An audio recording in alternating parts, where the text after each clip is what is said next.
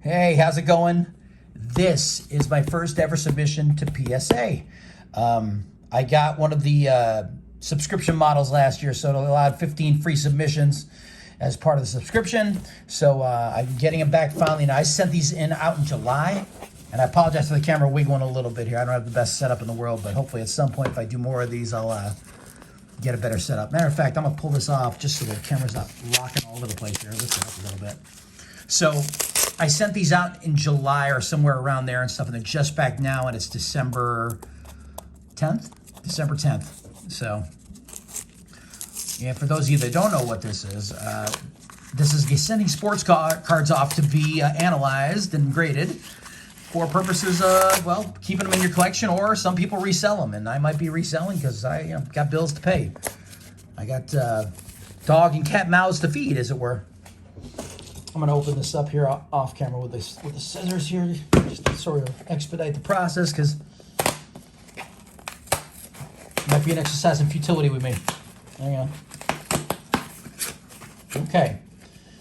All right, so, and we're going to see what we got here. Okay, so, all right. I got my form back from PSA, my information there, and here we go.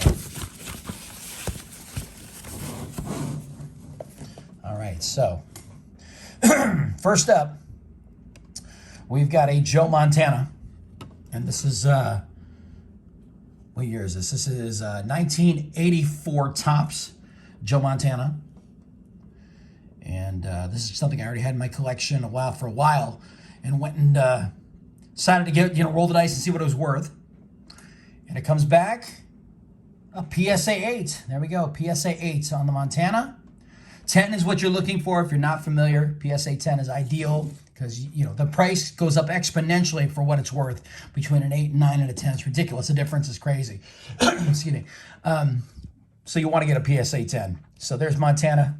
Next up, we've got this is 1983 Walter Payton Topps card.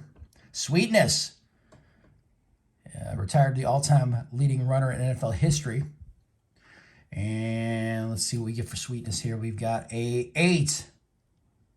Got an 8 for Walter. All right, so 9s and 10s are ideal. Like I said, you can get something for these, but 9s and 10s are ideal. Now we got a 2002 Tom Brady, and it's an upper deck. And let's see here. This is second year in the league, third year in the league, I should say. And we got a PSA 9. All right, headed in the right direction and stuff. A little newer card, so the chances are maybe a little bit easier to get a better grade. Keep in mind, it's all about how well you protected them, how well they're cut to begin with. Are the borders even on each side and things like that. So got a mint 9, but 10 is ideal. So up next, going back to the year 1985, Dan Marino, the Miami Dolphins. This is his third-year card, and he was setting the league on fire at this point, setting passing records. And Danny Boy has got an 8. It's an 8 for that, for Marino. And you can see, too, centering-wise, it's not perfect. The corners are pretty good. This is a really tough. These 85 Topps are really tough because with the black border, they chip. And, they're condition sensitive. Let's put it that way. If you've never seen one before, the chances are if you get the chipping there, it's tough. But that one's a decent copy, but it's only an 8. And probably the centering is what set it off, but I had to give it a shot. 1979 Earl Campbell rookie card. This one, as a Gem Mint 10, I've seen it booked in some places for a few $1,000. So we're going to turn Earl over here now. I'm not hopeful. I'm not hopeful that it's a 10. I think the part of that reason why it's so expensive is because it's hard to get it in perfect condition. Let's see here. Earl's an 8. Earl Campbell's an 8. Great card, though. Love having that. Love that that's an 8. I probably will end up selling a lot of these. There's some other cards I have in my collection I'm going to hold on to longer, and some great cards I have yet to get graded. But this was a chance to do them free this year. Now, this one's a Michael Jordan. This is Topps Archives from 1992. Topps Archives, basically what they did was they made these cards look like other classic, I think baseball cards mostly. They replicated baseball cards and did it with the stars from that year. So this is a Michael Jordan And let's see what we get on it. MJ is an 8. 8 so far is my lucky, or should I say unlucky number. But there you go. All right.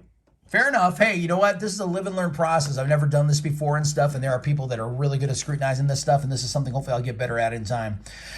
This is a Pinnacle Derek Jeter rookie card, and I want to say 93 is the year. Let me see if I can get close enough to... Yeah, 93 score, Pinnacle. Derek Jeter rookie card. I got a couple of these that I got graded, so I opened these up fresh out of a box, put them in the slip, and sent them off, but...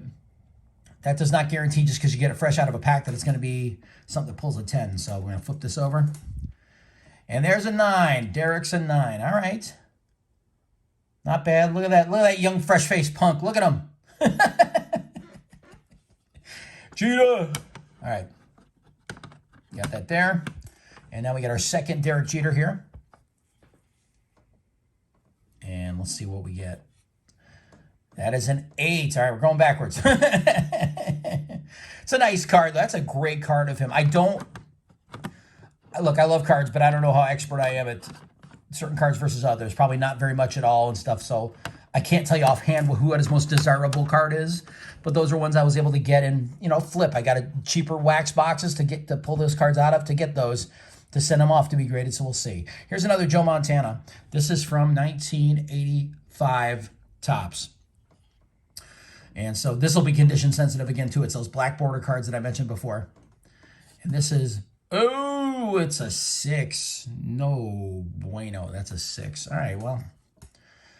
Sometimes if you get a card that grades this low, your best bet might be to just crack it and sell it, as they say, raw, without the grade on it, to you see if you can get a better price on it. Because as a 85 Montana 6 probably isn't going to fetch a whole lot of money.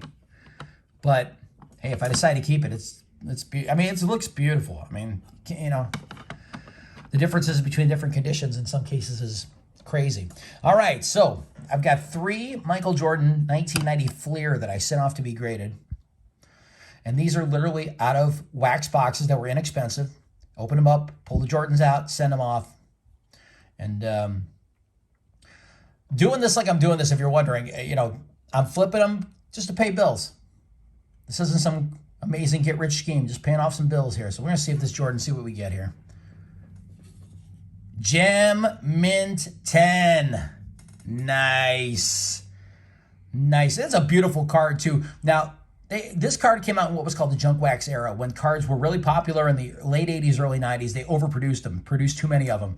And the price was asked, I should say the prices were not great for a long time on these because there were so many of them. But once grading became more of a thing, these cards started getting some value. And plus, don't forget Jordan's documentary that came out this year, too. That's really affected the price of his cards. So there's a 10. I got one. At least we got 110 out of the 15 cards that we're submitting here. And here's Jordan number 2 out of that pack. And it is another 10. Nice. We like. Beautiful. Very cool. I'm happy to get at least 110. Just, it's like, well, you're not a complete failure at doing this. And I apologize again if the camera's moving all over the place here. Like I said, I don't have the greatest setup here. And another 10 from Michael Jordan. There we go. 1994, we got all 3 Michael Jordans. Came back a Gem Mint 10. Beautiful. Look at him. Yeah. He means business with the tongue out. That means he meant business when the tongue was out. All right. Got 3 cards left. This one is a 1983 Marcus Allen. Marcus Allen, great running back. And it's a 9. Not bad at all.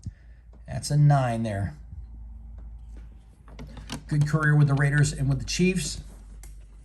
Another Joe Montana here. This time it's a 1983 Montana. And we'll flip that bad boy over. And that is a Gem Mint 8. A lot of 8s in here. And with these older cards, it's to be expected. These things have not been, stuff I've gotten in recent years, you take even better care of. These have been in, those binders we used to keep as kids and, put them in the sleeves or put them in a shoebox somewhere and stuff like that. So, not horrible numbers considering how they were living for years. So there we go. 1 card left to go on this. And it's a Mike Singletary. Now, this is his rookie card. And if you're uninitiated, rookie cards can fetch a lot more money at times. All right, so here we go. I believe this is 83. 83 Singletary here, his rookie card. And we'll see what we got on that. And Mike is a 9. Very nice, a 9. So you know what? Not amazing, but you know what? Those 3 Jordans are nice. And those could probably fetch the most money. So I'm not mad. I'm not mad at all that. That's a lot of fun. And I'm glad I did this. And I'm going to be submitting a lot more. I've got a bunch of Josh Allen stuff because I bought up a ton of stuff his first year, just believing that, he would turn the corner, and he has as of this viewing. And I've got tons of other great stuff. So we'll, in the future, we'll do more of these. But my very first PSA submission, I'm very happy, very happy. And that's it. All right. Have a great night.